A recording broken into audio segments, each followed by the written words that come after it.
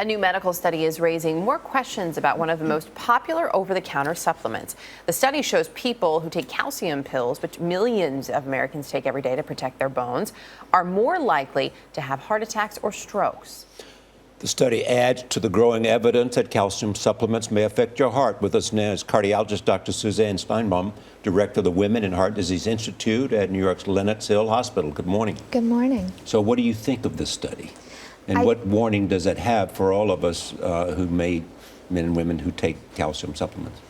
I think it brings to light the major issue that just because you can buy it over the counter and just because it's in a vitamin shop doesn't make it something that's safe. A vitamin is not necessarily benign. It's not necessarily the right thing for you. And in this study, what we really see is that although we've heard calcium prevents osteoporosis and fractures, in certain people, it may in fact increase the risk of heart disease. There's no such thing as the one-size-fits-all prevention plan. Everyone should not be on a vitamin supplement like calcium. You really need to talk to your doctor about what your risks are. If you're at risk for osteoporosis, maybe it's right for you. But if you're at risk for heart disease, it might actually be dangerous. So the study found there was an 86% more likely chance to have a heart attack for the people in the study taking the calcium supplements, but it didn't find the cause. Though it talked about possible flooding of calcium.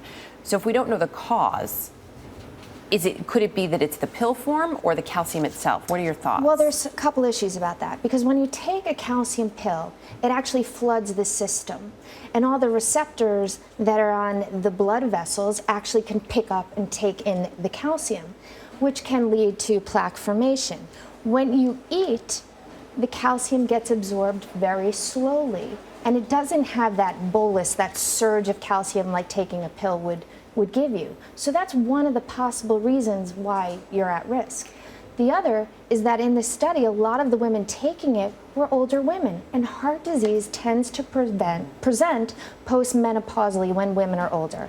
Is there a number, though? I mean, I know you need to discuss this with your doctor, but for people watching at home, is there a number where they can say, this is too much calcium in the day, if you've got the supplement plus milk plus broccoli?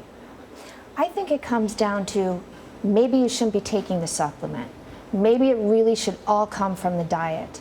And if you have multiple risk factors of heart disease, then maybe taking a calcium supplement at all is not right for you. And that's what you need to talk to your doctor about. Is a calcium supplement right for me at all? There are other ways you can get calcium through your diet. Weight-bearing exercises prevents against osteoporosis. There are other things to do to prevent osteoporosis and fractures, and that's the reason behind taking the calcium. What are the risks for heart disease? How do you measure those? I mean, obviously, smoking is a risk. Obviously, obesity is a risk. But what are we talking about? When we talk about the risk factors for heart disease, it's high cholesterol, high blood pressure, diabetes, family history, smoking, obesity, sedentary lifestyle, and we're going to throw in stress and depression and all of those other things. And really, each person needs to be risk stratified in terms of what the risk of heart disease over a period of time is. This is by getting your blood pressure checked, getting your cholesterol checked, your sugar levels checked. And if you are at risk by having multiple risk factors, then really calcium is not the best thing for you. And I think that it's about prevention being unique to each individual. Not everyone should do it. We can't make global recommendations like that. Dr. Steinbaum, good to have you with us this morning. Thank you. Thank you so much.